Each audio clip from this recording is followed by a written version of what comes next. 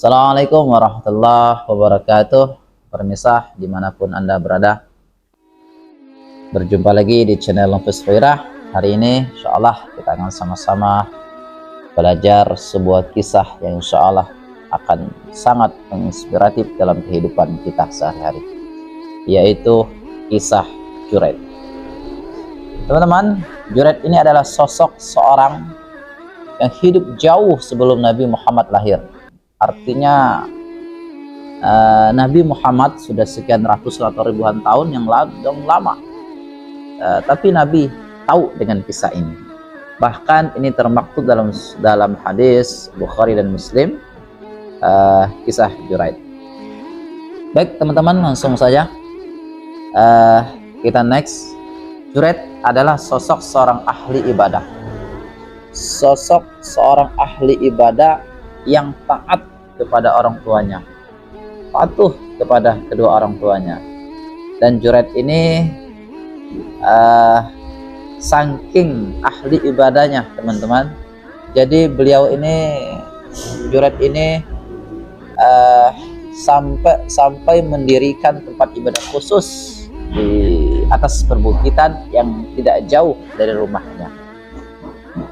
Seperti biasa, ketika Juraid selesai melaksanakan aktivitas hariannya, bekerja, membantu orang tuanya, selesai pekerjaan wajibnya, akhirnya Juraid kembali ke tempat peribadatannya dan dia beribadah di situ, sholat di situ, menghadap Allah Subhanahu wa Ta'ala. Dan seperti itu teman-teman kesehariannya, luar biasa.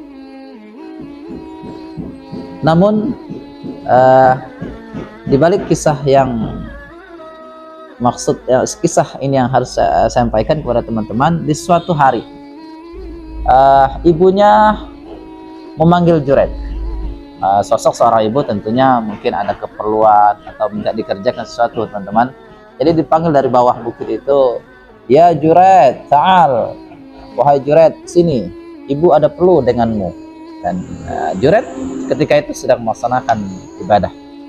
Tentunya ibadah yang Juraid lakukan adalah bukan ibadah yang sifatnya wajib kepada Allah Subhanahu wa Ta'ala.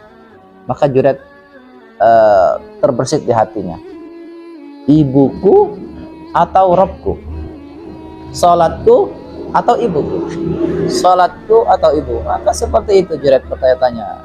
Akhirnya ibunya memanggil, pada saat itu menunggu Juraid nggak datang, maka ibunya kembali lagi ke rumah. Di lain waktu seperti itu juga, besoknya dipanggil lagi, "Ya Juraid, ta'al, ibu ada perlu kepadamu." Tidak sedang melaksanakan ibadah.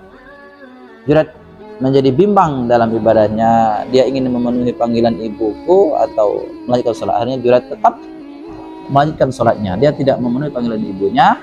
Selesai sholat baru dia temuin ibunya. Kesekian kalinya juga teman-teman, akhirnya si ibu memanggil Juraid lagi, "Ada perlu ya Juraid?" Ya Juraid ahli ibadah, ya tentunya dia sedang beribadah kepada Allah Subhanahu wa Ta'ala. "Ta'al ya anakku Juraid, ibu ada perlu dengan kamu," dan seterusnya. Dan akhirnya Juraid tetap memilih sholatnya. Ketika kesekian kalinya terbersit di dalam hati ibunya mendoakan anaknya, "Ya Rob, jangan sebelum Juraid meninggal perlihatkan Juraid kepada perempuan-perempuan yang tidak benar." Artinya Juraid akan mendapatkan fitnah dari sosok seorang perempuan yang tidak benar.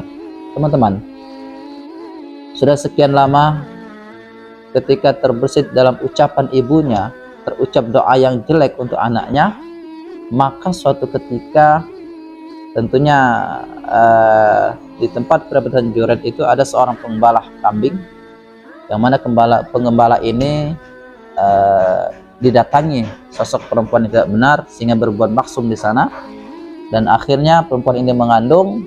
Dan karena ini mengandung dan melahirkan anak, maka perempuan ini dengan mengakui bahwa bayi ini adalah, yang masih digendongnya itu mengakui bahwa ini adalah perbuatan Juraid yang melakukan hal yang seperti ini. Teman-teman,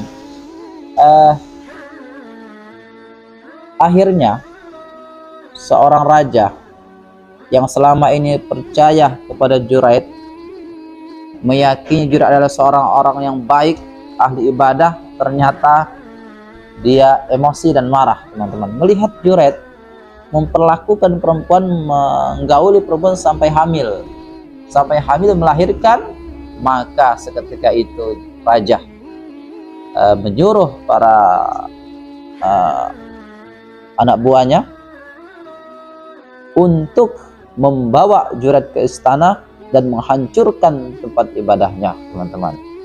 Akhirnya rame-rame, ya Juraid, percuma kamu selama ini beribadah, siang malam kamu beribadah, kamu patuh kepada orang tuamu, tapi kamu berbuat tidak senonoh dengan perempuan yang tidak benar. Teman-teman, Juraid tidak tahu apa-apa. Juraid bingung. Ketika sedang ibadah, orang rame-rame datang membawa Juraid, diseret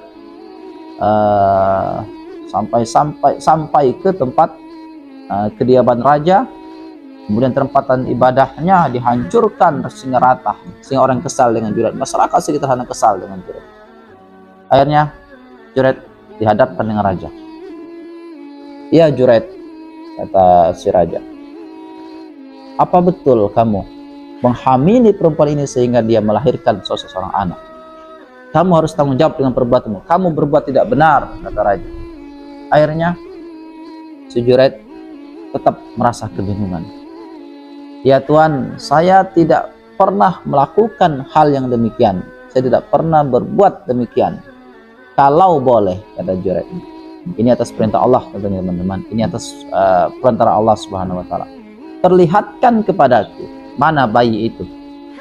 Kalau memang betul dia adalah betul dia adalah atas perbuatanku, maka datangkan kepadaku." Tentunya ini atas izin Allah Subhanahu wa taala. Akhirnya Juraid, bayi yang baru lahir, ditanya sama Juraid, "Wahai bayi yang baru lahir, siapakah sebetulnya orang tuamu? Bapakmu, siapakah bapakmu?" Maka bayi itu seketika menjawab, teman-teman. Juraid ahli ibadah, doanya diijabah oleh Allah Subhanahu wa taala, sehingga Juraid mampu mengobrol dengan bayi yang baru lahir.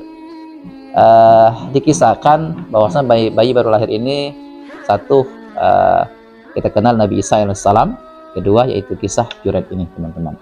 Jadi ada bayi yang diberikan oleh Allah Subhanahu wa taala kekuatan, kemampuan, mampu untuk berbicara, sedangkan waktu itu dia adalah seorang bayi, termasuk pada zamannya Juraid. Akhirnya ketika Juraid mampu berbicara, mampu bercakap-cakap dengan sosok bayi yang baru lahir ini, semua orang di sana tercengang. Maka bayi itu menjawab, "Bapakku adalah seorang pengembala kambing yang ada di bawah bukit, tidak jauh atau tidak terlalu jauh dari tempat kamu beribadah." Jadi teman-teman, perempuan ini berbuat tidak benar kepada sosok seorang pengembala kambing, bukan dengan Juraid. Baik teman-teman, sedikit kita ambil hikmah dari kisah ini. Ternyata doa seorang ibu luar biasa, teman-teman. Hikmahnya seperti ini. Sosok seorang ibu, doanya itu luar biasa dan akan cepat terkabul oleh Allah Subhanahu wa taala. Dan kita tahu Juraid adalah seorang yang taat beribadah, patuh kepada orang tuanya. Hanya kesalahan sedikit yang merupakan itu ada kesalahan oleh Juraid sendiri, bahwasanya Juraid yang mungkin tidak paham dengan ilmu bahwasanya. Dan ini hikmah yang kedua adalah, satu, hati-hati dengan ibu kita yang melahirkan kita. Hati-hati ketika ibu kita berdoa atau mengucapkan lafaz tidak baik buat kita, itu akan diijabah oleh Allah Subhanahu wa taala. Itu yang pertama.